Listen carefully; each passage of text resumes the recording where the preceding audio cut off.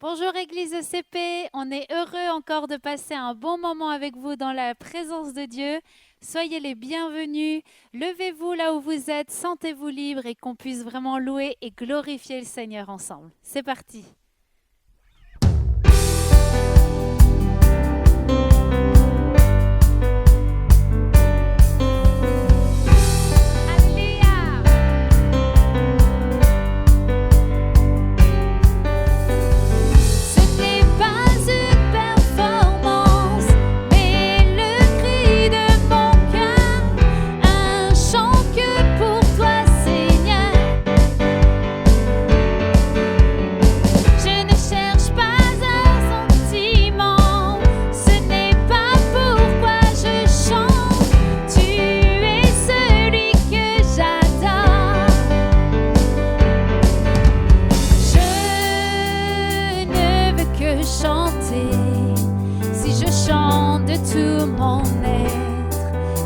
Chante pour toi mon roi. Oh, je ne peux imaginer autre chose que t'adorer. Mon désir c'est te louer. Oh,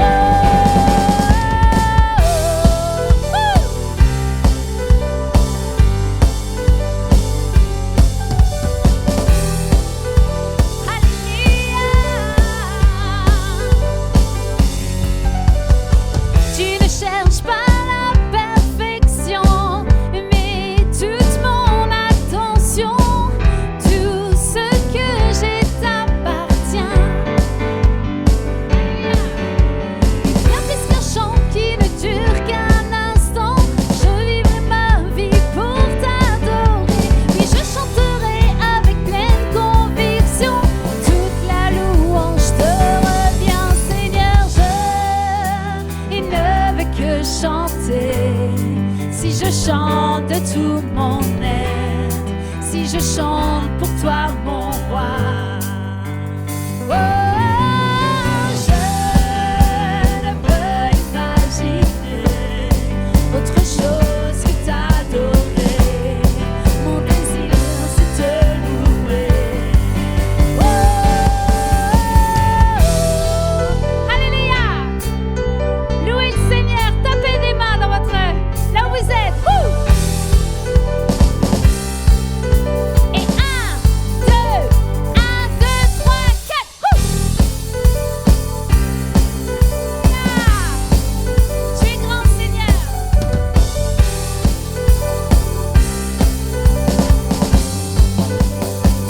Ensemble. Et je ne veux que chanter. Si je chante de tout mon être, si je chante pour toi mon roi. Oh, je ne peux imaginer autre chose que t'adorer. Mon désir c'est te louer. Oh, alléluia Jésus. Alléluia. Merci Seigneur encore pour qui tu es Seigneur. Sois le bienvenu encore durant notre temps d'adoration ce matin Jésus. Merci parce que tu es là Seigneur. Saint-Esprit parle encore à nos cœurs.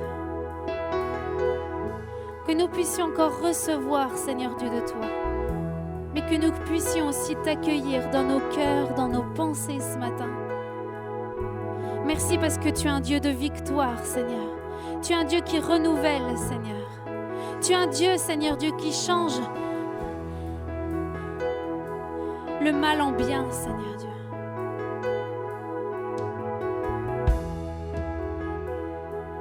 Qui que tu sois ce matin, quoi que tu aies fait encore ce matin,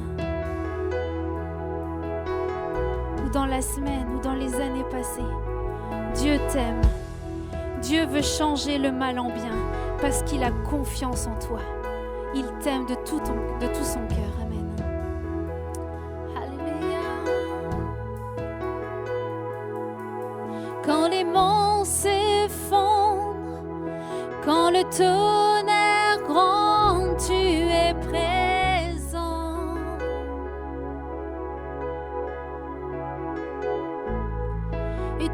terre s'efface et mon âme dans ta grâce prend son essor.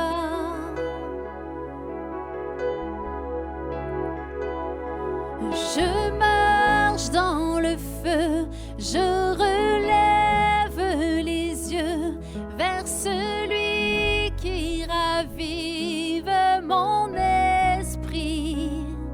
Je regarde à la croix où ma vie tu sauvas, dans l'éclat de ta gloire et ta grâce, que les ruines reprennent vie dans la beauté de ton nom.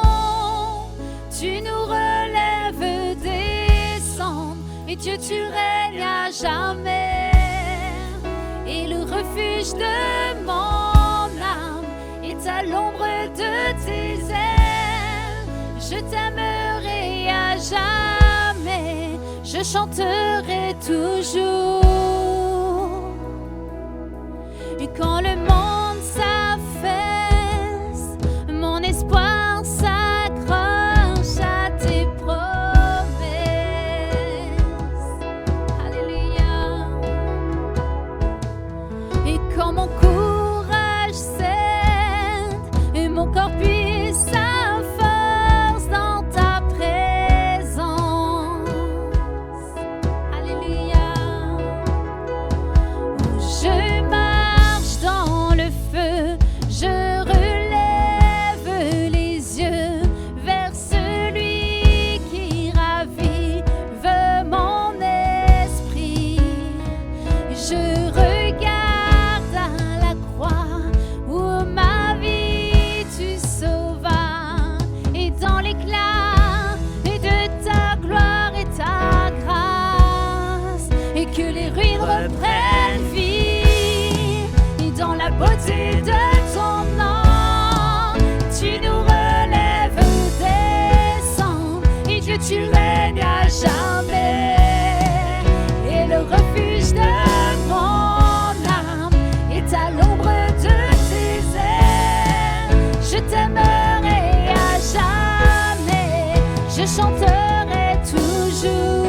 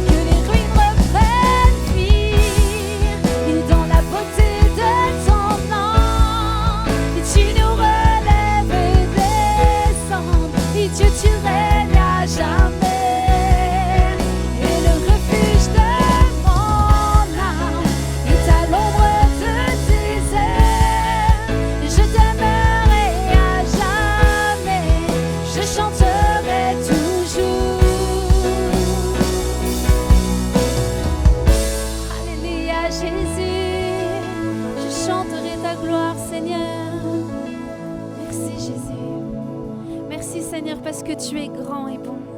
Merci Seigneur parce que nous voulons plus de toi. Nous voulons plus de toi dans notre vie, Seigneur. Merci Seigneur. Alléluia Jésus.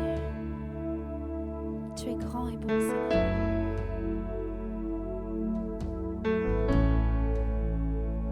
Jésus, oh, tu es grand, Seigneur.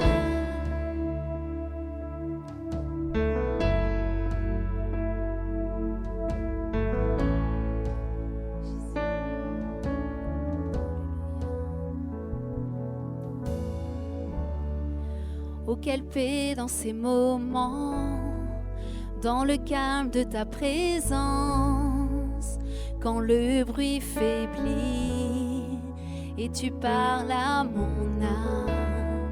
Tu as toute mon attention, fais-moi entendre ta voix, je ne veux rien manquer. Et Seigneur, mon cœur désire plus de toi, mon cœur recherche ta face, alors je cède à toi. Et tout en moi est ému par ton amour et captivé par qui tu es.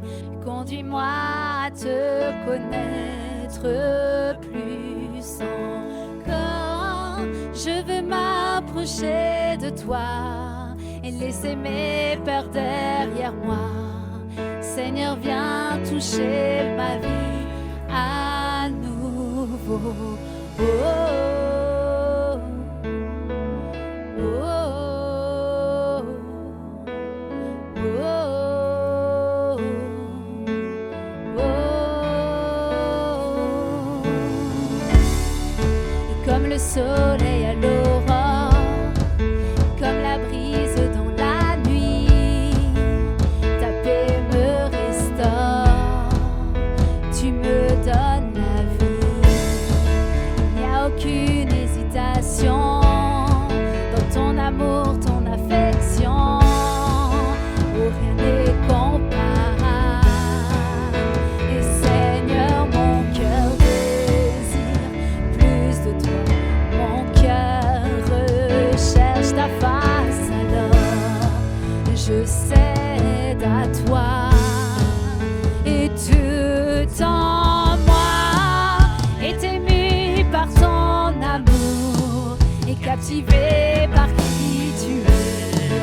Conduis-moi à te connaître plus encore. Je veux m'approcher de toi et laisser mes peurs derrière moi. Seigneur, viens toucher ma vie à nouveau. Oh, oh,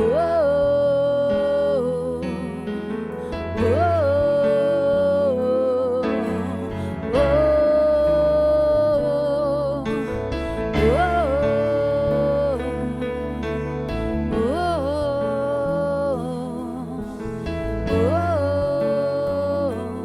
à toi j'ouvre mon cœur, à toi j'ouvre mon cœur, Seigneur. Alléluia. À toi j'ouvre mon cœur à jamais. Donc fais ce que toi seul sais faire. Oh, Jésus, viens régner dans ma vie. À toi j'ouvre mon cœur, Seigneur. Oh, à toi j'ouvre mon cœur à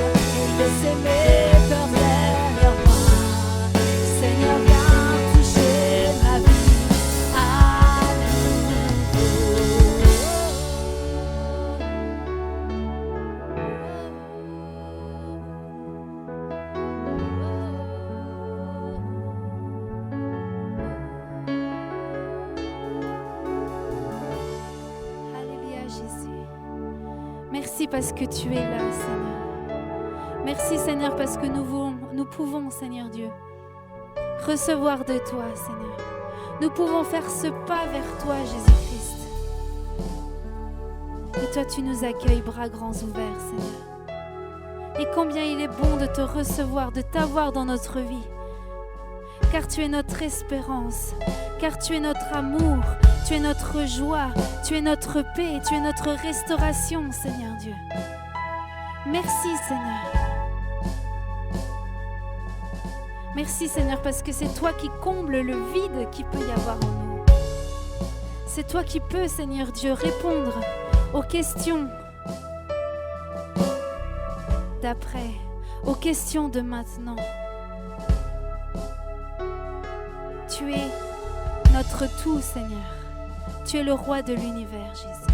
Merci pour qui tu es, Seigneur. Tu es grand et bon, Jésus. Alléluia, Jésus. Amen.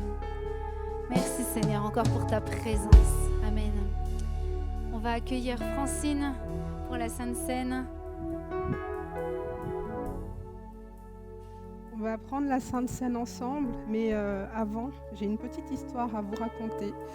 Il y a quelques années, j'ai une amie, mais à cette époque-là, on s'était un peu brouillés et ça avait duré de longs mois. Donc voilà, c'était assez compliqué entre nous. Et il s'avère qu'on avait un ami en commun. Et cet ami allait partir pour un autre pays, quitter la France en fait.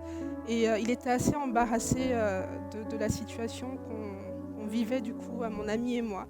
Et il s'est mis en tête d'organiser tout un stratagème pour permettre et faire en sorte qu'on puisse se réconcilier. Donc je vous passe les détails, mais en tout cas, je me suis retrouvée en Suisse et j'ai été au contact de cet ami. Et suite à cette rencontre, on a pu rétablir notre relation et aujourd'hui, on est encore amis. Voilà, bien des années après. Pourquoi je vous raconte cette histoire ? Parce qu'en y réfléchissant, elle me fait beaucoup penser à l'œuvre de la croix et à ce que Jésus a accompli pour l'humanité. Parce que cet ami, en fait, dans cette histoire que je racontais précédemment, il a joué un rôle de médiateur. Et la Bible nous dit que Jésus il est le médiateur de l'alliance qu'on a aujourd'hui avec Dieu. Et le péché a séparé l'espèce humaine donc, de Dieu. Et Jésus, à travers la croix, il nous offre en fait l'opportunité d'être à nouveau en contact avec Dieu. Donc la croix, en fait, c'est vraiment un chemin et une voie qui, par le sacrifice de Jésus, nous amène à restaurer la relation qui avait été brisée. Donc d'où le lien entre les deux histoires. Et vraiment, aujourd'hui, en prenant la Sainte Seine, s'il y a une chose à retenir, c'est un seul mot, c'est le mot relation. Et la clé de cette relation avec Dieu, de cette relation vivante, c'est la croix, tout simplement. Voilà. Je vous invite à prendre Luc 22, verset 19. Donc je ne vais pas le lire, mais je vais le paraphraser. Donc Jésus, il dit simplement que, c'est écrit de manière assez simple, que quelque temps donc avant la croix, Jésus réunit ses disciples et il va rompre le pain et partager à ses disciples en disant « Ceci est mon corps, donné pour vous ». Donc je vais prier. Seigneur, on veut vraiment te remercier. On veut prendre, Seigneur, cette Sainte Seine pour célébrer le fait que tu es notre médiateur. Célébrer le fait qu'en toi, Seigneur Jésus, nous avons un accès libre à Dieu le Père. Merci d'avoir restauré la relation qui était brisée et de nous donner cet accès au Père par le sacrifice que tu as accompli à la croix. Amen.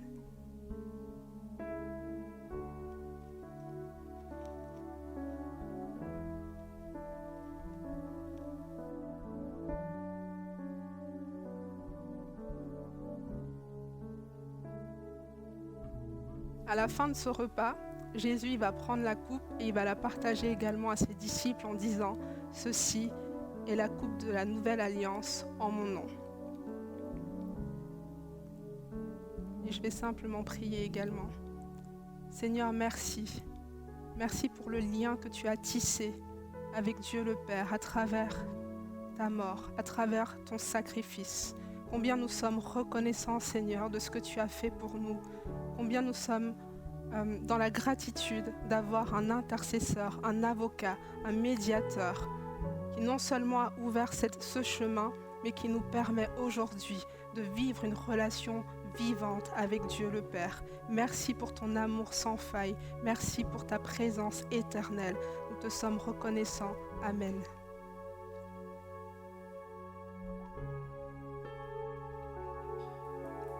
Voilà.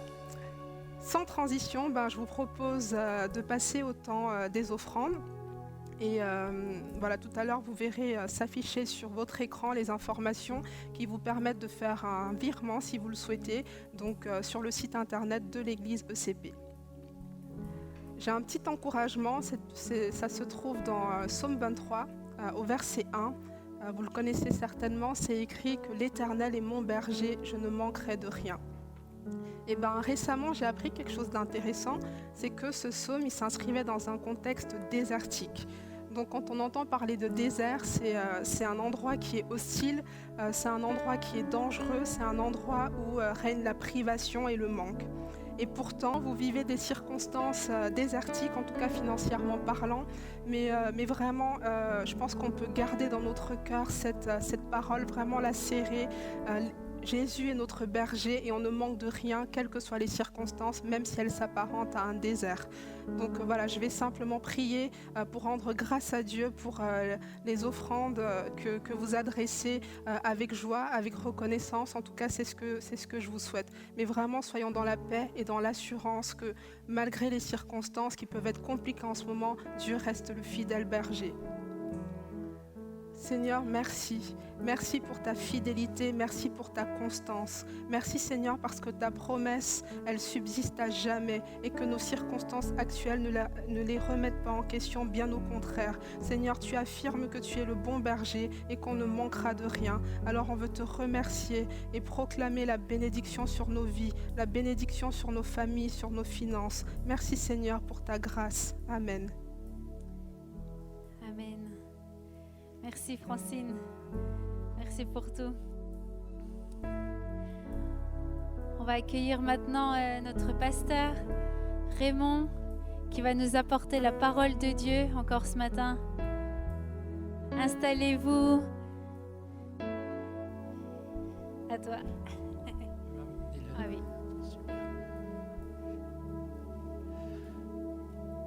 Ah, ça fait plaisir de se retrouver. On va passer un bon moment.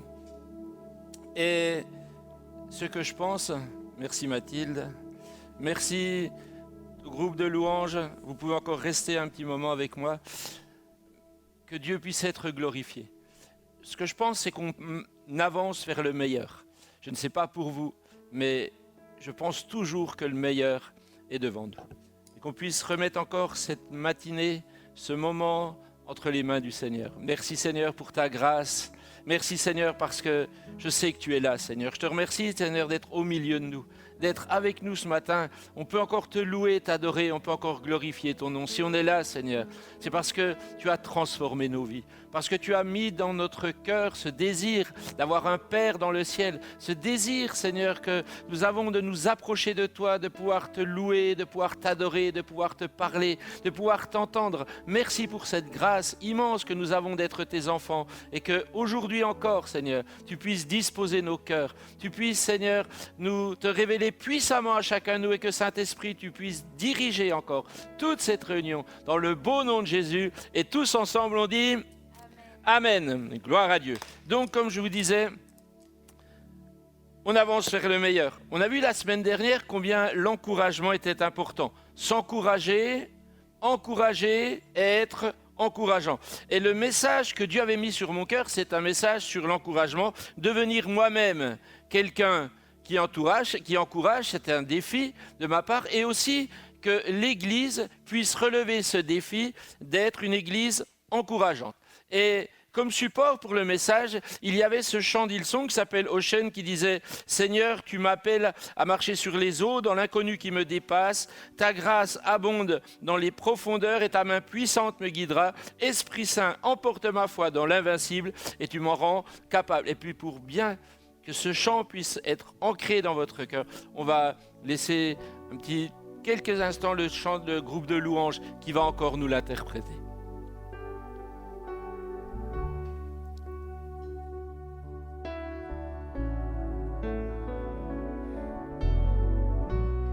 Esprit Saint, emporte ma foi dans l'invincible. Je dompterai l'indomptable et tu m'en rendras capable. Emmène-moi au-delà de l'imaginable et ma foi se fortifiera dans la présence de mon Sauveur. Esprit Saint, Esprit Saint, emporte ma foi dans l'invincible. Je dompterai l'indomptable et tu m'en rendras capable. Emmène-moi au-delà de l'imaginable et ma foi se fortifiera dans la présence de mon Sauveur. Amen, gloire à Dieu. Merci Seigneur, gloire à Dieu. Je vais demander au groupe de louanges maintenant qu'ils puissent rejoindre, s'asseoir, qu'eux aussi puissent se reposer. Merci pour tout ce que vous avez fait, merci pour cette louange. C'est très encourageant d'avoir, quand vous faites un message, d'avoir un groupe qui est derrière et qui vous porte. Pourquoi ? Parce qu'ils sont animés par l'Esprit de Dieu, parce qu'ils ont demandé à Dieu de les soutenir et de les encourager. Et ça nous fait du bien. Dieu nous tend la main dans les impossibilités qui se présentent sous nos pas, afin de nous guider et de nous faire avancer, nous amener à marcher sur l'eau, comme Pierre sortant de la barque, ce qu'on a vu la semaine passée, et qui, sur l'encouragement de Jésus à venir vers lui ou chez lui, marcha sur son impossibilité, c'est-à-dire marcha sur l'eau, sur la tempête. Et le pasteur principal, Brian Houston de l'église Hillsong, disait « Encourager, c'est briser les chaînes de nos limites pour entendre l'appel de nos possibilités. » Je vous le redis, encourager, c'est briser les chaînes de nos limites pour entendre l'appel de nos possibilités. Et j'avais donné en fin de message quelques points que j'avais relevés d'un message de ce pasteur, Brian Houston. Le premier point, c'était l'encouragement parle à notre futur, construit notre futur. Le deuxième, c'est l'encouragement charge l'atmosphère de bonnes choses. La troisième chose, c'est que l'encouragement change l'histoire et que l'encouragement redonne la vie à notre esprit. Et si ça s'était arrêté là, c'était bien. Mais combien j'ai été encouragé dimanche 17 mai, je mets sur la chaîne YouTube le culte d'Hillsong France et j'entends tous les points de ce message. Et ça m'a beaucoup encouragé. Pourquoi ? Parce que c'était un message qui développait tous les points que j'avais indiqués en reprenant le message de Brian Houston. Et je me suis dit, merci Seigneur. Mais d'un autre côté, ça m'a un petit peu embêté parce que j'ai mis plus d'une heure, enfin au moins 2 heures à traduire de l'anglais les 4 points qu'il a donnés en quelques minutes. Et je me suis dit, si j'avais attendu une semaine de plus, j'aurais pu les rappeler dans un message. Mais combien j'ai été encouragé. Je vais vous le dire pourquoi, parce que savoir que Dieu parle à mon cœur, que Dieu parle à nos cœurs. Dieu a mis sur mon cœur ce que l'Église avait besoin. Le Saint-Esprit sait que son Église a besoin d'encouragement, donc il nous le rappelle, que l'on s'appelle Hillsong ou que l'on s'appelle ECP. Et c'est très encourageant de savoir que là où nous sommes, là où il y a l'Esprit de Dieu, l'encouragement de Dieu, il se manifeste. Le Saint-Esprit nous parle pour faire avancer le royaume de Dieu sur cette terre, là où nous sommes, et accomplir l'œuvre de choix que Dieu a préparée d'avance pour chacun de nous. Et ce matin, j'aimerais vous encourager, et que l'on s'encourage encore, que l'on s'exhorte sur le chant d'Hillsong sorti le 2 juillet 2013, qui s'appelle Glorious Winds, écrit par Matt Crooker et Joel Houston, un chant qu'on a entendu tout à l'heure, un chant de louange, d'encouragement dont le refrain nous dit que les ruines reprennent vie par la beauté de ton nom. Tu nous relèves des cendres, Dieu, tu règnes à jamais, et le refuge de mon âme est à l'ombre de tes ailes. Je t'aimerai à jamais, je chanterai toujours. Et encore cette certitude qui continue. Quand les monts s'effondrent, quand le tonnerre gronde, tu es présent. Quand la terre s'efface, mon âme dans ta grâce prend son essor. Quand le monde s'affaisse, mon espoir s'accroche à tes promesses. Quand mon courage cède, mon cœur puise sa force dans ta présence. Je marche dans le feu, je relève les yeux vers celui qui ravive mon esprit. Je regarde à la croix où ma vie tu sauvas dans l'éclat de ta gloire et de ta grâce. Que les ruines reprennent vie dans la beauté de ton nom. Tu nous relèves des cendres, Dieu, tu règnes à jamais. Le refuge de mon âme est à l'ombre de tes ailes. Je t'aimerai à jamais, je chanterai toujours. Gloire à Dieu. Vous savez, c'est captivant, je pense, que de voir, c'est énorme de voir des ruines qui reprennent vie. Je me rappelle que lors d'un voyage en Israël, j'ai eu l'occasion de visiter donc ce pays et puis de visiter aussi beaucoup de ruines. Alors on peut être sur la Terre Sainte, on peut être dans le pays d'Israël, là où toute l'histoire où Jésus a vécu. Les ruines, c'est toujours des ruines. Avec mes enfants, souvent quand ils étaient plus petits, encore maintenant peut-être, moins facilement, mais on allait se promener et on allait visiter des châteaux. En Alsace, il y a beaucoup de châteaux, enfin beaucoup de ruines. Mais moi, je n'allais pas pour visiter les châteaux, c'était pour marcher dans la forêt. C'était quelque chose qui me plaisait. Les ruines, c'est bien, mais ce n'est pas très captivant pour moi. Ce n'est pas très vivant. Et d'un seul coup, alors qu'on était à Jérusalem, qu'on était plutôt dans ce pays d'Israël, d'un seul coup, avec l'imagerie 3D, les ruines ont repris vie. Ça, c'est incroyable. C'était la synagogue de Nazareth, là où Jésus passe à sa jeunesse, l'endroit où il dit « L'Esprit du Seigneur est sur moi » pour annoncer une bonne nouvelle aux pauvres. Il m'a envoyé guérir ceux qui ont le cœur brisé, pour proclamer aux captifs la délivrance, aux aveugles le recouvrement de la vue, pour renvoyer libres les opprimés et publier une année de grâce du Seigneur. On avait l'impression, quand on était dans cette ruine, avec l'imagerie 3D, on avait l'impression que ces choses, elles se passaient devant nous. C'était la synagogue de Capernaum. Vous savez, là où Jésus a chassé les démons, là où Jésus a guéri cet homme qui avait la main sèche.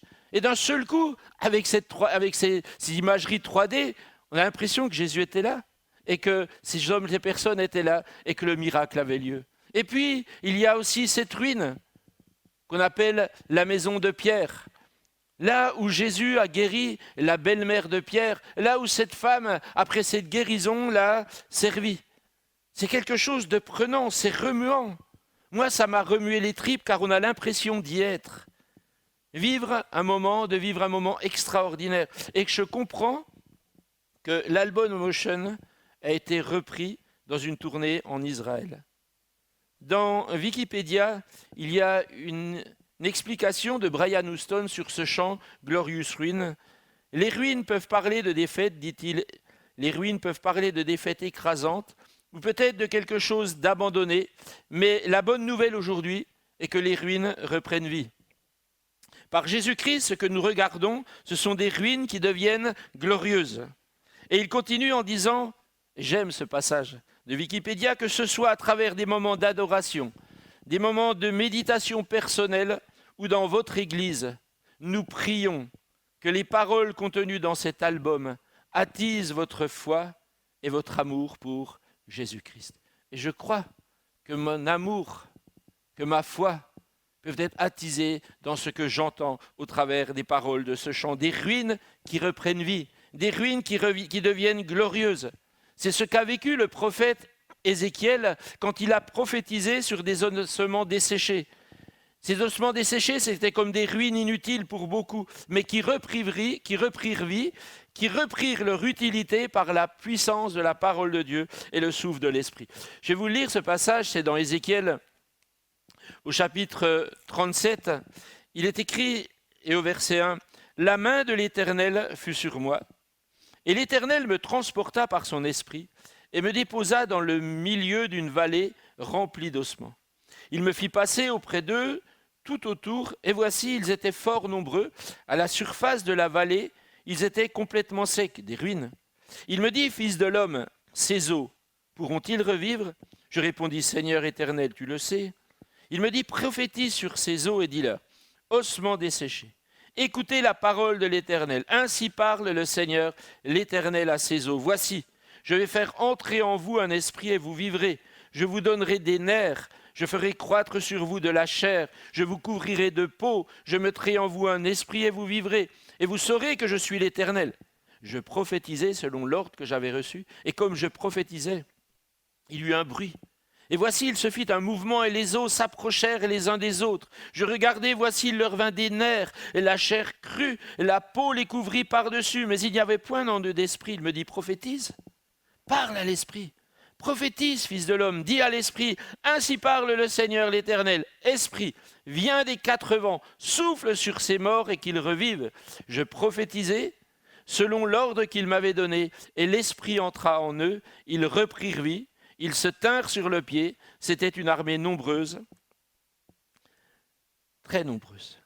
Il me dit, fils de l'homme, ces eaux que toute la maison d'Israël, ces eaux, c'est toute la maison d'Israël. Voici, ils disent, nos eaux sont desséchées, notre espérance est détruite, nous sommes perdus. Prophétise donc et dis-leur, ainsi parle le Seigneur l'Éternel. Voici, j'ouvrirai vos sépulcres, je vous ferai sortir de vos sépulcres, ô mon peuple, et je vous ramènerai dans le pays d'Israël. Et vous saurez que je suis l'Éternel lorsque j'ouvrirai vos sépulcres et que je vous ferai sortir de vos sépulcres, ô mon peuple. Je mettrai mon esprit en vous et vous vivrez, je vous rétablirai dans votre pays. Et vous saurez que moi, l'Éternel, j'ai parlé et agi, dit l'Éternel. Amen.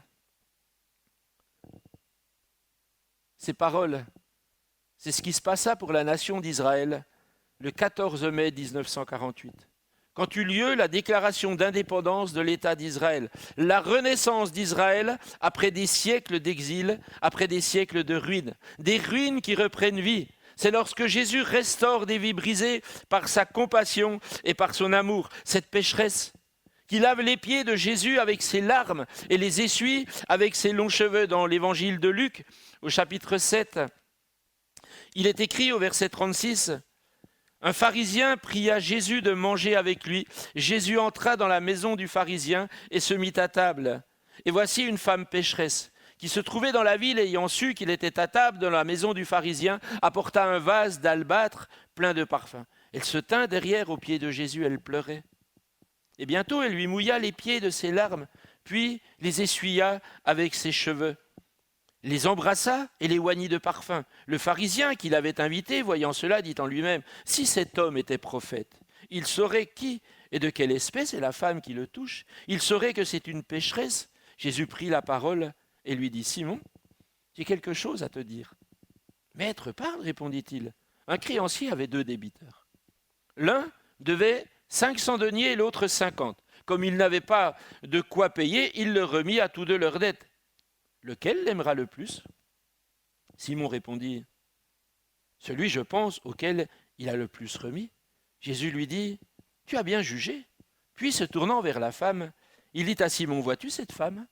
Je suis entré dans ta maison et tu ne m'as point donné d'eau pour laver mes pieds. Mais elle les a mouillés avec ses larmes. Et elle les a essuyés avec ses cheveux. Tu ne m'as point donné de baiser, mais elle, depuis que je suis entré, elle n'a point cessé d'embrasser mes pieds. Tu n'as point versé d'huile sur ma tête, mais elle a versé du parfum sur mes pieds. C'est pourquoi, je te le dis, ses nombreux péchés ont été pardonnés, car elle a beaucoup aimé. Mais celui à qui on pardonne peu, aime peu. Il dit à la femme, « Tes péchés sont pardonnés. » Ceux qui étaient à table avec lui se dirent en eux-mêmes, « Qui est celui qui pardonne même les péchés ?» Mais Jésus dit à la femme, « Ta foi t'a sauvée. » D'une ruine, cette femme est devenue sauvée. Et puis encore, cette femme à la perte de sang, dont la vie avait sombré suite à cette maladie qui la rendait impure, cette maladie qui la rendait inutile, cette maladie qui faisait d'elle une paria de la société. Elle vient par derrière vers Jésus, elle le touche. Jésus sent quelque chose qui sort de lui. Il dit, il y a quelqu'un qui m'a touché avec foi. Il se tourne vers cette femme et lui dit, ta foi t'a sauvé, va en paix. Jésus la sauve, lui redonne la paix et la vie. Et puis encore, cette petite fille qui était en train de mourir, alors que son père, Jairus, chef de la synagogue, était venu chercher Jésus pour qu'il guérisse sa petite fille. Mais des fois, ça ne marche pas comme on le voudrait. On voudrait des fois que ça marche tout de suite, mais ça ne s'est pas passé ainsi. Jairus a été retardé par cette femme à la perte de sang. Et si je lis dans l'évangile de Marc, au chapitre 5 et au verset 21, il est écrit « Jésus, dans la barque, regagna l'autre rive où une grande foule s'assembla près de lui. Il était au bord de la mer. Alors vint un des chefs de la synagogue, nommé Jaïrus, qui l'ayant aperçu se jeta à ses pieds et lui adressa cette instance prière. « Ma petite fille est à l'extrémité. Viens, impose-lui les mains afin qu'elle soit sauvée et qu'elle vive. » Jésus s'en alla avec lui et une grande foule le suivait et le pressait. Et puis, il y a cette femme à la perte de sang qui arrive, le temps passe, et au verset 35, il est écrit « Comme il parlait encore, survinrent de chez le chef de la synagogue des gens qui dirent « Ta fille est morte. Pourquoi importuner davantage le maître ?» Mais Jésus, sans tenir compte de ces paroles, dit au chef de la synagogue « Ne crains pas, crois seulement. » Et il ne permit à personne de l'accompagner si ce n'est à Pierre, à Jacques et à Jean, frères de Jacques. Ils arrivèrent à la maison du chef de la synagogue, où Jésus vit une foule bruyante et des gens qui pleuraient et poussaient de grands cris. Il entra et leur dit « Pourquoi faites-vous du bruit ? Et pourquoi pleurez-vous ? L'enfant n'est pas morte, mais elle dort. » Et ils se moquèrent de lui. Alors, ayant fait sortir tout le monde, il prit avec lui le père, la mère de l'enfant et ceux qui l'avaient accompagné. Il entra là où était l'enfant. Il la saisit par la main et lui dit « Talitha koumi », ce qui signifie « jeune fille, lève-toi, je te le dis. » Aussitôt, la jeune fille se leva, se mit à marcher. Elle avait 12 ans. Et ils furent dans un grand étonnement. Jésus leur adressa de fortes recommandations pour que personne ne sache la chose. Et il dit qu'on donne à manger à la jeune fille. Et on pourrait parler des lépreux, et on pourrait parler des aveugles, on pourrait parler de cette veuve dont le fils unique venait de mourir.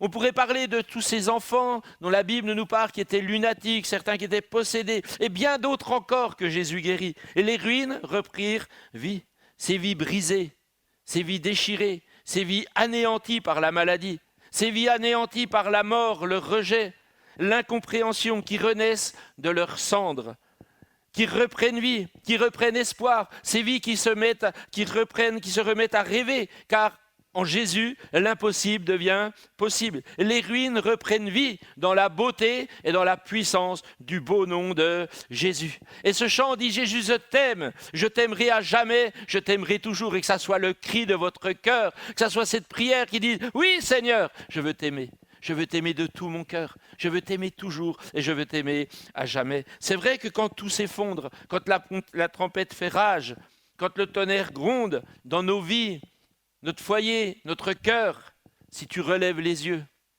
si tu regardes à la croix, tu verras celui qui a tout supporté par amour pour toi afin de te sauver. Et maintenant, j'aimerais que nous puissions prendre quelques instants à écouter un témoignage.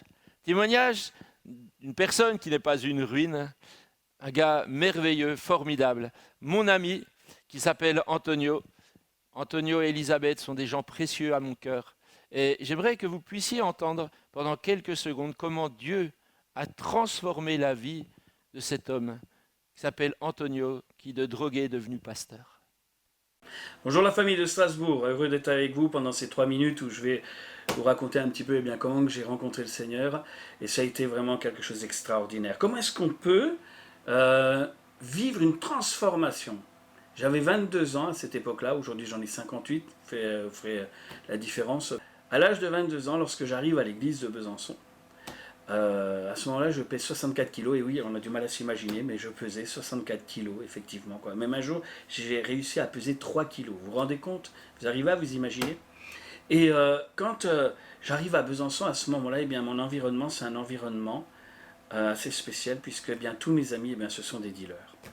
J'ai roulé un peu ma bosse partout, j'ai été à Barcelone, j'ai été dans le Pays Basque espagnol, j'ai été dans les Hautes-Alpes, j'étais à Paris, j'étais à Dijon, j'étais à Besançon, j'étais dans le sud de l'Espagne où j'habitais.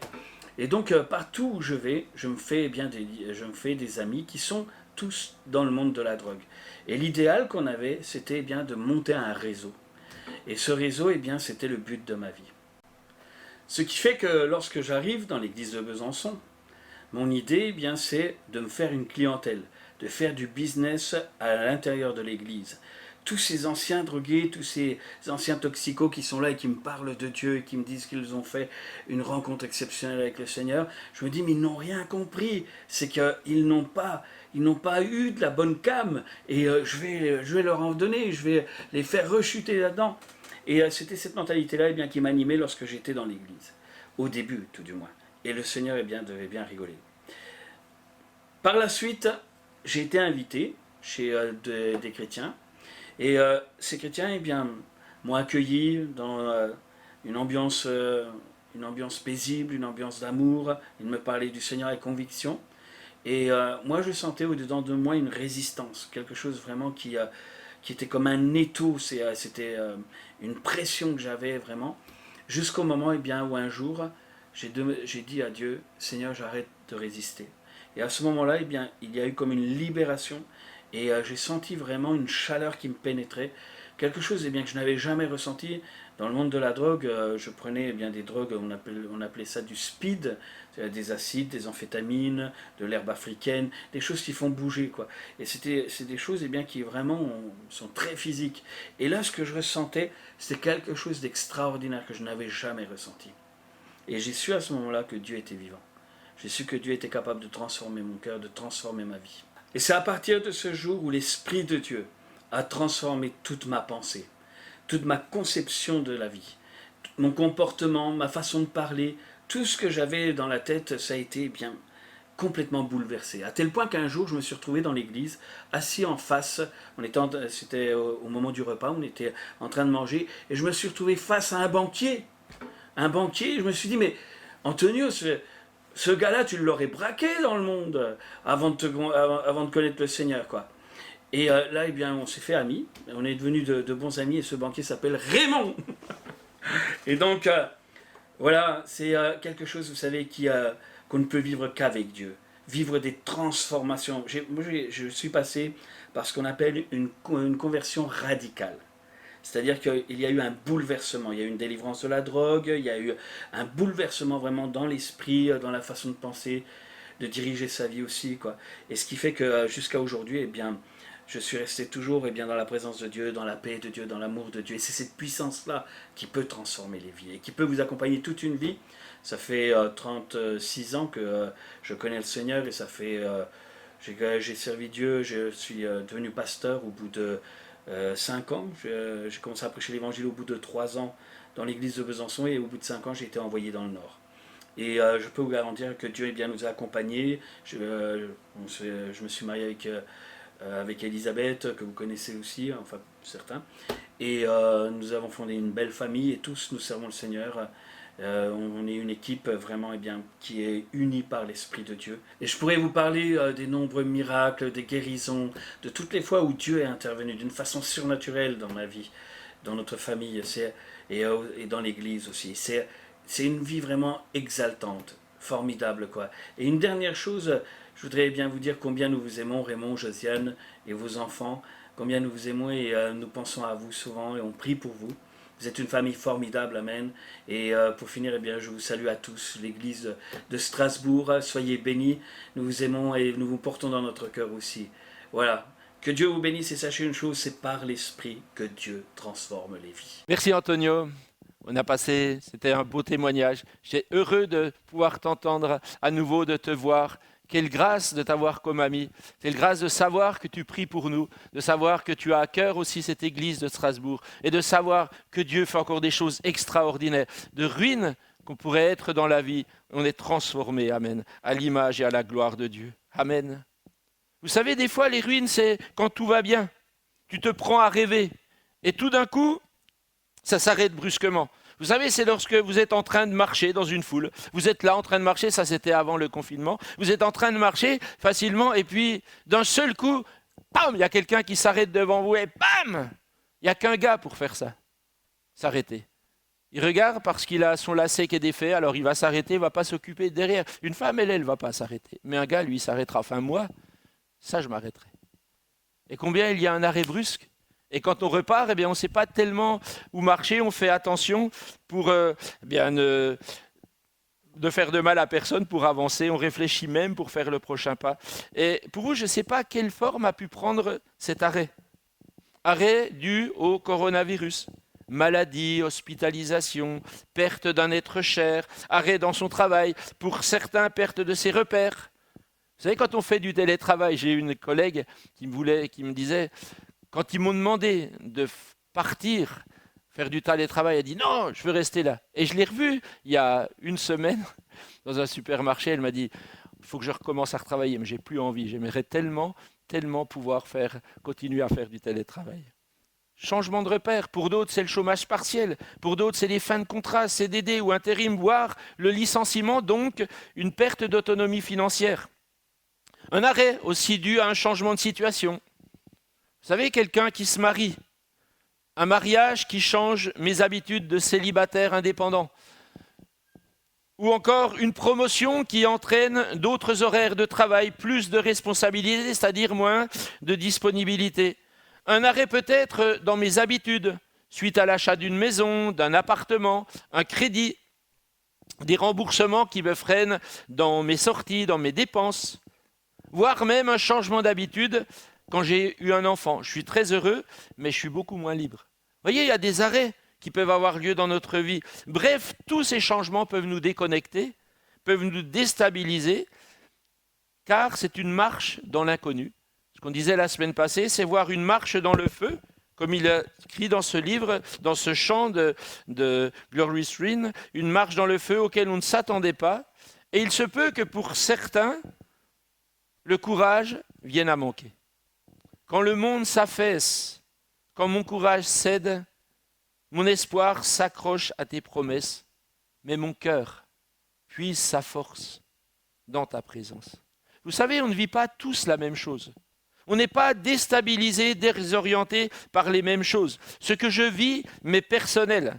Et ce chant veut me dire à moi, comme je l'espère à toute l'Église, c'est que nous ayons atteint des sommets dans la vie, ou que nous ayons subi de terribles pertes, on doit apprendre à faire confiance à Dieu et à croire qu'il a un plan pour nous et qu'il veut nous diriger dans la meilleure des directions. Proclamez, et moi je vous invite à le faire, proclamez que les ruines de ma vie reprennent vie par la beauté de ton nom, Jésus. Je crois que s'il y a un arrêt maintenant dans ma vie, ce n'est pas fini, mais c'est le commencement d'une nouvelle aventure, car je sais, Seigneur, que tu veux accomplir ton plan précieux dans ma vie. La vie d'aventure que Dieu nous propose, la vie d'aventure que Dieu a pour chacun de nous, c'est une marche, c'est une vie de foi. Et je ne vous cacherai pas que parfois cette vie de foi, elle est meilleure et plus belle qu'on aurait pu l'imaginer ou l'espérer. Mais parfois, cette vie, elle devient très sombre, avec de nombreuses déceptions. Mais ce que je voudrais vous dire, c'est qu'en suivant Jésus, quand je choisis de suivre Jésus, je décide aussi de ne pas tout abandonner. Même s'il y a des arrêts brusques. Pourquoi ? Parce que je peux reprendre courage dans sa présence. Si Jésus est le même hier et demain, il est aussi le même pour toi aujourd'hui. Il a promis d'être avec moi tous les jours. Le diable aimerait nous arrêter. Il aimerait mettre dans mon esprit que c'est fini, qu'il n'y a plus d'espoir. Il aimerait nous faire perdre notre joie, notre espérance en nous focalisant sur nos limites, sur les circonstances que nous vivons, que nous supportons présentement. Mais le diable, et sachez-le, le diable ne peut pas vous voler votre salut. Même s'il essaie de nous ébranler dans nos convictions, il ne peut pas te voler ton salut. Si les bontés de Dieu se renouvellent chaque matin, le diable ne se renouvelle pas. C'est toujours la même histoire, l'histoire du jardin d'Éden. Dieu a-t-il réellement dit ? Ou encore, regarde cette misère, regarde les divorces, le coronavirus, les guerres. Qu'est-ce qu'il fait Dieu ? Vous savez, je me rappelle d'un dessin d'Odersay. Il représentait deux aviateurs américains dans un bombardier, prêts à lancer leurs bombes. Et l'un d'eux dit à son camarade, « Si Dieu existait, il n'y aurait pas de guerre. » Et l'autre de répondre, « Tu oublies un détail, Bob. C'est nous qui larguons les bombes, pas lui. » Vous savez, le diable aimerait nous détourner de Dieu. Il aimerait détruire cette joie que nous avons d'être sauvés, la joie de servir Dieu, la joie d'être entouré d'amis, la joie d'être entouré d'une famille qui est l'Église CP. Mais le diable n'en a pas le pouvoir. Le nom qui est au-dessus de tout nom, le nom qui sauve, le nom devant lequel tout genou fléchira. Le diable aussi fléchira le genou.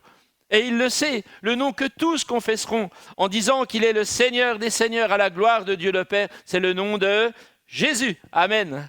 C'est lui qui redonne vie aux ruines, c'est lui qui redonne vie aux vies brisées, c'est lui qui redonne vie aux vies détruites. Ce beau et saint nom, Jésus, Jésus, amen. Ce nom que tu portes dans ta vie, c'est Jésus.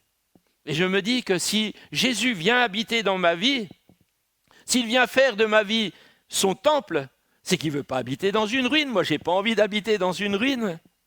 Et Jésus non plus.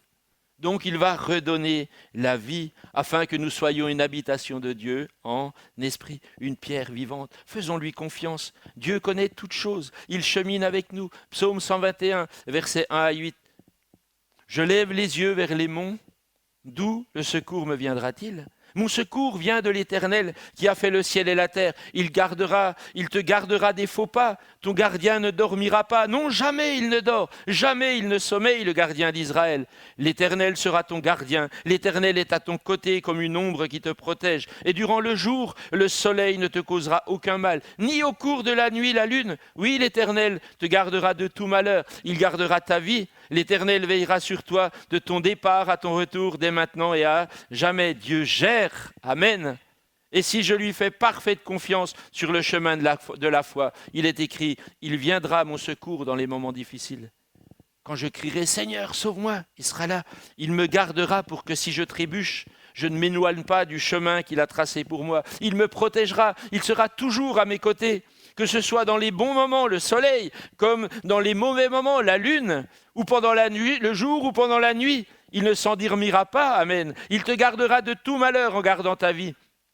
Dieu gardera ton départ et ton arrivée dès maintenant et à jamais. Ça signifie que Dieu se trouve aussi bien dans la fin d'une chose que dans son commencement. Amen. Faisons-lui confiance, donnons-lui la possibilité d'accomplir son plan pour notre vie. Amen. Cette vie ne s'arrête pas simplement parce que j'ai perdu quelque chose d'important pour moi, ça soit le travail, ça soit la santé, ça soit les amis, même si j'ai perdu quelqu'un de très cher à mon cœur et qui me cause tant de chagrin, tant de douleur, même si c'est tellement douloureux, voire insupportable, faisant de ma vie une ruine, cela ne signifie pas que Dieu m'a abandonné ou oublié. La vérité, elle se trouve dans Philippiens chapitre 1 et au verset 6. Paul dit « Je suis persuadé », c'est-à-dire littéralement « j'ai confiance », que celui qui a commencé en vous cette bonne œuvre la rendra parfaite pour le jour de Jésus-Christ. Quelle grâce! Vous savez, un jour, on a eu une petite fille qui s'appelle Léa. Alors que tout allait bien, un beau petit bébé, 4 kilos et quelques. On était fiers, sa maman était fière, son papa très fier. Et un jour qu'elle était à la maison, ça faisait qu'elle avait quoi, 15 jours à peu près. S'aperçut, c'est Josiane qui s'est aperçue, c'est pas moi, c'est vrai. Josiane, elle s'est aperçue qu'elle pleurait beaucoup la nuit. Elle s'est mise à pleurer, elle avait le corps qui était devenu gris et les veines de son corps qui étaient devenues toutes noires. Elle avait perdu 1 kilo dans une nuit. C'était incroyable, en quelques heures. On a appelé le pédiatre, il a mis beaucoup de temps à venir. Et on l'a emmenée à l'hôpital. Elle était en soins intensifs, en réanimation, dans un service qui était assez terrible. Et je veux croire que service de réanimation ou de soins intensifs, c'est terrible. Elle était là, les médecins ont dit, vous savez, elle ne passera pas la nuit. Alors nous, on n'avait rien d'autre. Comme si notre cœur s'est brisé, comme si notre vie était en ruine. Et la seule chose qu'on a faite à ce moment-là, c'est de se mettre à prier. On a prié de tout notre cœur. On n'a pas prié des heures, on n'avait pas tellement à cœur de prier des heures, mais on s'est mis à prier avec notre cœur. Et puis, on a eu cette conviction que Dieu l'avait guérie. Alors ça, c'est incroyable. Je commençais à jouer un petit peu de guitare, j'ai pris la guitare, j'ai chanté ce que je savais chanter, mais on était en paix. Alors on a appelé l'hôpital en disant « Ça va, elle va beaucoup mieux ». Elle dit « Mais non, qu'est-ce que vous pensez ? Il n'y a rien qui va ». On savait que Dieu l'avait guéri. Et Dieu l'avait guéri. Quand on l'a sorti de l'hôpital, les médecins nous ont dit qu'il fallait l'opérer. On a dit non, on croit que Dieu a guéri. C'était peut-être un acte de foi, peut-être fou, mais c'est ce qu'on avait sur le cœur. Et elle a été totalement guérie. Elle avait une septicémie. Elle avait 15 jours, elle avait une septicémie. Quand ils ont fait une prise de sang, il y avait cette septicémie. Quand ils ont fait la 2e prise de sang, il n'y avait plus du tout de septicémie. Et je dis souvent, vous savez, comme on est incrédule, je me suis dit, mais un petit bébé, on a fait la prise de sang, ils ont pris tout le sang. C'est normal qu'ils soient partis. On dit, non, c'est avec une épingle, une petite aiguille. C'est juste une goutte. Toute la septicémie était dans la première goutte. De la deuxième goutte de sang, il n'y avait plus rien. De la troisième, il n'y avait plus rien. De la quatrième, il n'y avait plus rien. Les ruines reprennent vie. Regardez Jésus, il s'écrie, tout est accompli. Tout semblait fini, il est mort, mis au tombeau, dont l'entrée a été scellée par une pierre. Et le matin de Pâques, 3 jours plus tard, il est vivant, ressuscité.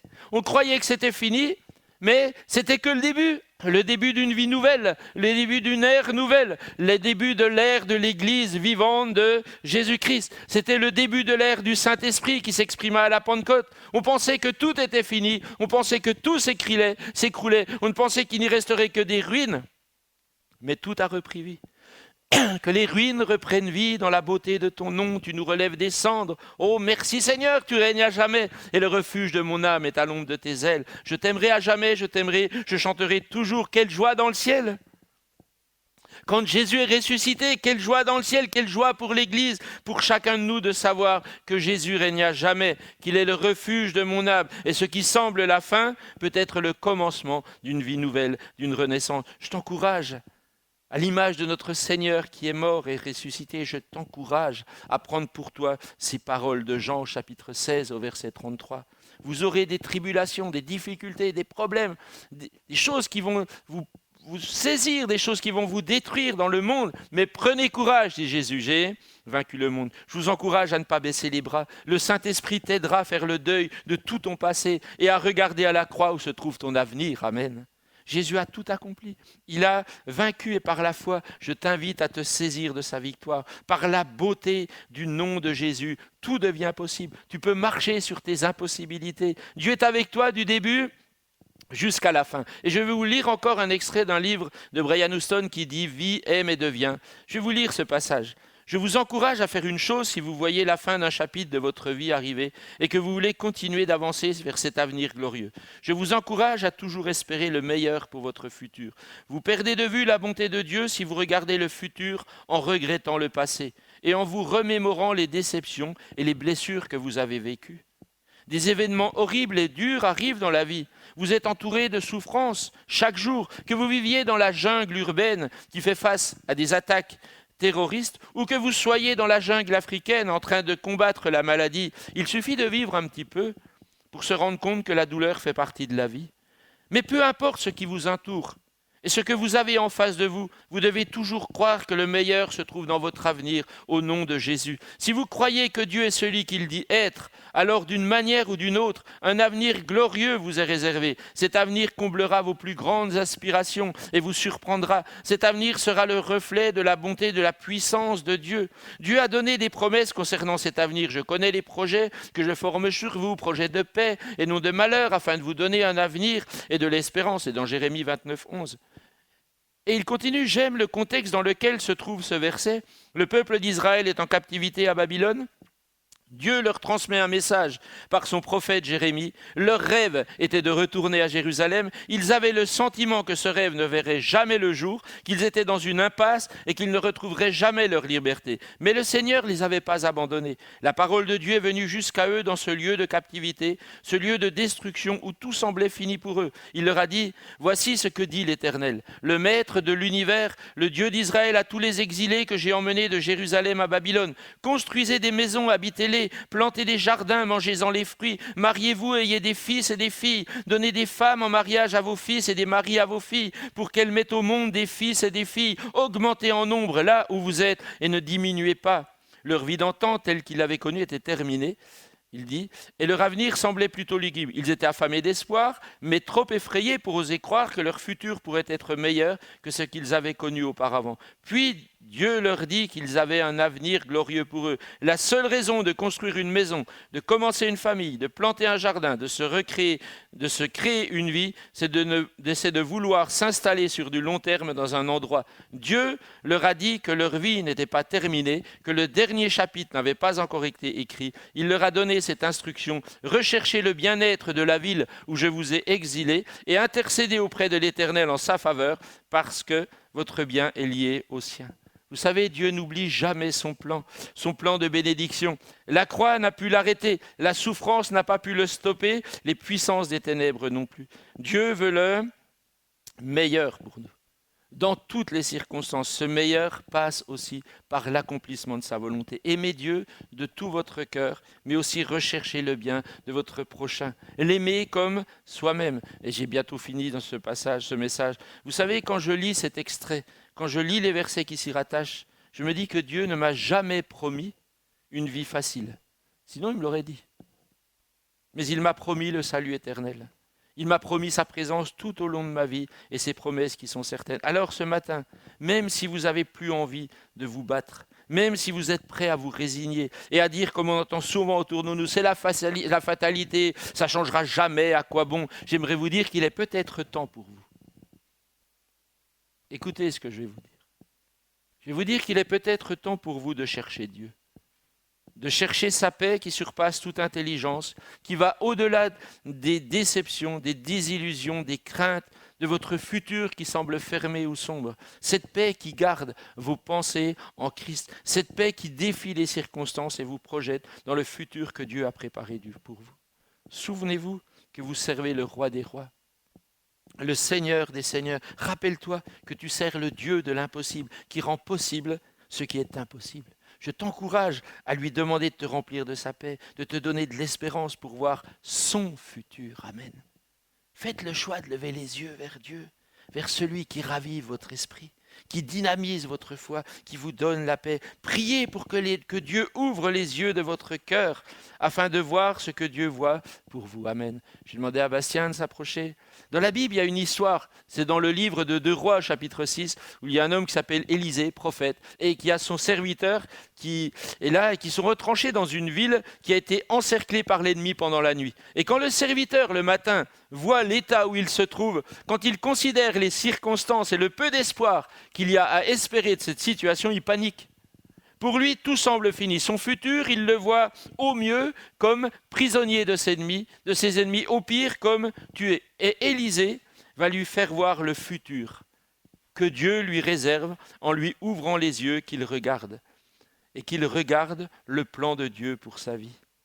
Le serviteur dit « Ah, mon Seigneur, comment ferons-nous » Et Élisée dit « Ne crains pas, car ceux qui sont avec nous sont en plus grand nombre que ceux qui sont avec eux. » Élisée pria et il dit « Éternel, ouvre ses yeux pour qu'il voie. » Et l'Éternel ouvrit les yeux du serviteur qui vit la montagne pleine de chevaux et de chars de feu autour d'Élisée. Amen. Alléluia. Rappelons-nous, ma place, elle est assise par la foi dans les lieux célestes en Jésus-Christ. Et ce que je vois, c'est ce que Dieu voit. Et qu'est-ce que Dieu voit? La victoire de son Fils Jésus à la croix. Et quand il voit la victoire de son Fils à la croix, il voit aussi ma victoire, parce que je suis plus que vainqueur par celui qui m'a aimé. Quand Jésus a dit « tout est accompli », ce n'était pas la fin, et on le sait. Peut-être pour toi, dans ta vie, tout semble terminé, tout semble prendre fin. Sache alors que ce que Jésus veut faire pour toi est loin d'être terminé. Sache que ce que Jésus veut faire pour toi est loin d'être terminé. Et encore un dernier passage, je ne vais pas vous le lire. David avait tout perdu, vous le lirez dans 1 Samuel 30. Lui, ses soldats avaient tout perdu, femmes, enfants, troupeaux, richesses. David avait perdu la confiance de ses soldats qui parlaient de le lapider, mais il est écrit que David releva les yeux. Il reprit courage en s'appuyant sur l'Éternel, il retrouva tout. Alors pour terminer, faites confiance, toujours confiance à Dieu. Il ne change pas et croyez que le meilleur se trouve dans votre futur. Crois que le meilleur se trouve dans ton futur et tu peux dire Amen. Que les ruines reprennent vie dans la beauté de ton nom. J'ai demandé au groupe de louanges de s'approcher. Tu nous relèves des cendres. Dieu, tu règnes à jamais. Le refuge de mon âme est à l'ombre de tes ailes. Je t'aimerai à jamais. Je chanterai toujours. Amen. Merci Seigneur. Merci Seigneur parce que je sais Seigneur qu'en toi, tout reprend vie. Seigneur, les cendres, alléluia, elles crépitent. Elles reprennent le feu. Amen. Les ruines, elles redeviennent des palais, Seigneur. Oh, je te loue, je te bénis de ce que tu veux encore faire. Je te loue, je te bénis de toute ta grâce, de toute ta bonté. Seigneur, je veux regarder à toi, Seigneur. C'est vrai qu'il peut y avoir des moments dans ma vie, des moments brusques d'arrêt, des moments que je ne comprends pas. Tout allait si bien pourtant. Mais je sais, Seigneur, que le meilleur est devant moi. Je sais, Seigneur, que toi, tu me gardes de la fin, comme tu m'as gardé, jusque depuis le début, Seigneur. Je te loue de ce que tu gardes mon départ comme mon arrivée. Je te loue, Seigneur, que tu m'as dans tes mains. Et je te bénis de ce qu'avec toi, Seigneur, je peux envisager les meilleures des choses. Mon âme se réjouit parce que tu as tout accompli. Tous croyaient que tu étais perdu, que c'était fini. Mais 3 jours après, tu as ressuscité. Sois glorifié, mon Dieu, sois béni. Et on dit Amen. Gloire à Dieu. Et je voudrais encore, pour terminer, si peut-être vous avez eu l'occasion, la première fois, d'entendre un message de l'Évangile et vous vous dites, j'ai envie, moi j'aimerais tellement pouvoir donner mon cœur à Dieu. Alors je vais vous en donner cette possibilité. Là où vous êtes derrière votre écran, que vous puissiez peut-être incliner vos têtes ou tout simplement répéter dans votre cœur ou peut-être après moi la prière que je vais faire. Seigneur Jésus, tu vois Seigneur où je suis, tu vois mon cœur, tu vois la tristesse Seigneur, peut-être la ruine dans laquelle je me trouve. Seigneur, je n'ai aucun espoir, mais ce que j'ai entendu ce soir, ce que j'ai entendu ce matin, Seigneur, je sais, c'est des choses qui m'ont touché. Ces paroles, elles ont touché mon cœur. Et aujourd'hui, je veux croire qu'avec toi, mon futur est entre tes mains. Et je veux croire que le meilleur est devant moi. Alors, Seigneur, ce matin, je veux incliner mon cœur. Je vais te demander pardon parce que je t'ai négligé, parce que je t'ai mis de côté, parce que je n'ai pas pensé à toi, parce que je n'ai pas cru tout simplement. Je te demande pardon, Seigneur, à cause des péchés, ces péchés qui ont taché ma vie, qui m'ont fait éloigner du plan que tu avais pour moi. Je te demande pardon et aujourd'hui, je veux revenir dans le plan de bénédiction que tu as pour chacun de nous, dans ce plan de bénédiction que tu as personnellement pour moi. Seigneur, je te donne ma vie, Seigneur, je te donne mon cœur. Seigneur, la vie, elle recommence dans ma vie. La vie, elle reprend dans mon cœur. Et je te dis merci et je te dis Amen. Et ce que je veux faire encore avant de terminer, c'est de t'applaudir. Je veux t'applaudir parce que c'est la plus belle, la plus belle décision que tu as pu prendre dans ta vie. Que le Seigneur vous bénisse, que le Seigneur redonne la vie à toutes les ruines qu'on peut avoir, parce que le meilleur, il est devant moi. Amen. Quand les monts s'effondrent, quand le tonnerre gronde, tu es présent.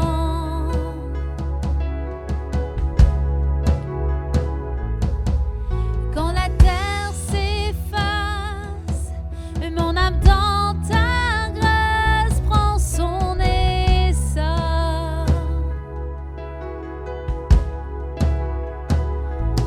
Je marche dans le feu, je relève les yeux vers celui qui ravive mon esprit. Je regarde à la croix où ma vie tu sauvas, et dans l'éclat de ta gloire et ta grâce, et que les ruines reprennent vie dans la beauté de ton nom. Tu nous relèves, descends, Dieu, tu règnes à jamais, et le refuge de mon âme est à l'ombre de tes ailes. Je t'aimerai à jamais, je chanterai toujours que les ruines reprennent vie, et dans la beauté de ton nom, tu nous relèves, descends, et Dieu, tu règnes à jamais, et le refuge de mon âme est à l'ombre de tes ailes. Et je t'aimerai à jamais, je chanterai toujours.